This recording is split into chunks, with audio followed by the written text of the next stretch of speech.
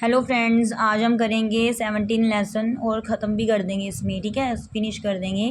तो शुरू करते हैं।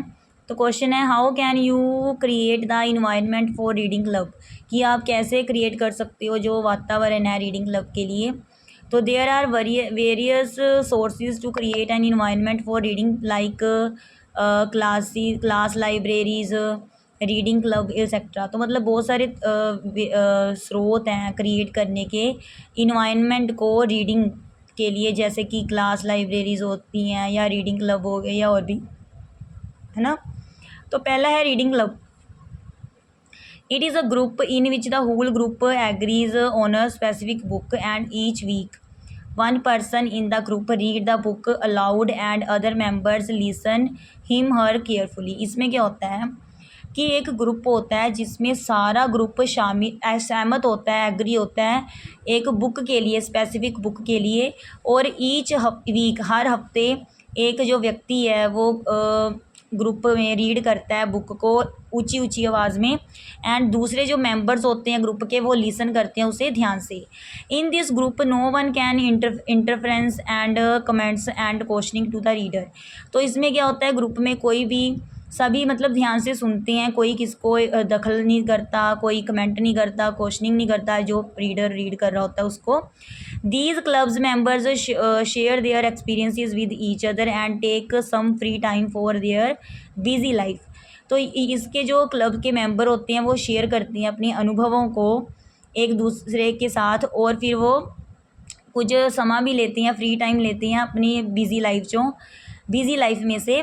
तो अ गिवन बुक में कंटिन्यू फॉर सेवरल सीटिंग, मतलब एक जो दी होती बुक है ना वो कई हफ्ते चलती है ना कंटिन्यू में।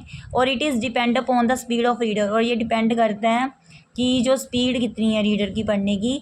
Once book is completed members recommend their choice of new books, then one book is chosen with the help of voting.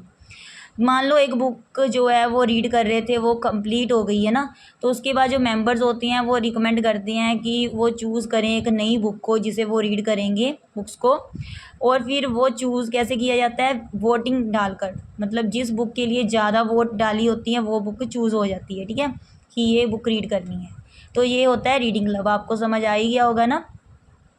तो सेकंड है class libraries. Libraries have always a major source of knowledge. देखो library एक major source है ज्ञान का। It gives knowledge material to human being और every age person. तो library में हमें नॉलेज मिलती है, मटेरियल भी मिलता है ज्ञान का, और एवरी एज पर्सन को नॉलेज मिलती है। It improve the reading skill with silently, it is useful because, मतलब देखो ये इम्प्रूव करती है हमारी रीडिंग स्किल को चुपचाप, मतलब साइलेंट रूप में।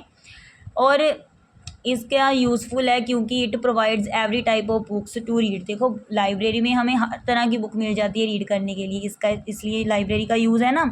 कोई बुक है हमें नहीं मिल रही तो हम लाइब्रेरी में जाके इशू करा सकते हैं और प्रोवाइड भी हो जाती है हमें। इट इम्प्रूव साइलेंट रीडिंग, और लाइब्रेरी में हम जब रीड करते हैं तो हम साइलेंट होकर ही रीड करते हैं, और इससे हमारी साइलेंट रीडिंग इम्प्रूव होती है। और थर्ड पॉइंट है, it protects those books, those information which are very helpful for the development of every humans. तो ये प्रोटेक्ट करती है उन किताबों को, इंफॉर्मेशन को जिसकी है ना, जो कि हेल्पफुल होती हैं हर ह्यूमंस के लिए, है ना। देखो बुक्स संभाल कर रखी जाती है ना लाइब्रेरी में, और जब किसी को ज़रूरत होती है तो वो जाके बुक इशू कर लेता है और उसे वो इन्फॉर्मेशन मिल जाती है जो वो चाहता है ना।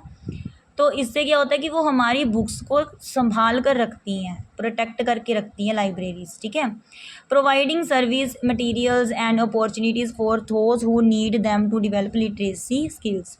तो ये प्रोवाइड करती है सर्विस, मटेरियल्स और जो मौके हैं उनके लिए जिन्हें ज़रूरत है डेवलप करने की लिटरेरी स्किल्स को। Becoming part of the educational system, और लाइब्रेरी हमारे एजुकेशनल सिस्टम का पार्ट भी है, बनी हुई है ये, है ना। हर स्कूल में आप देख लो लाइब्रेरी होती ही है।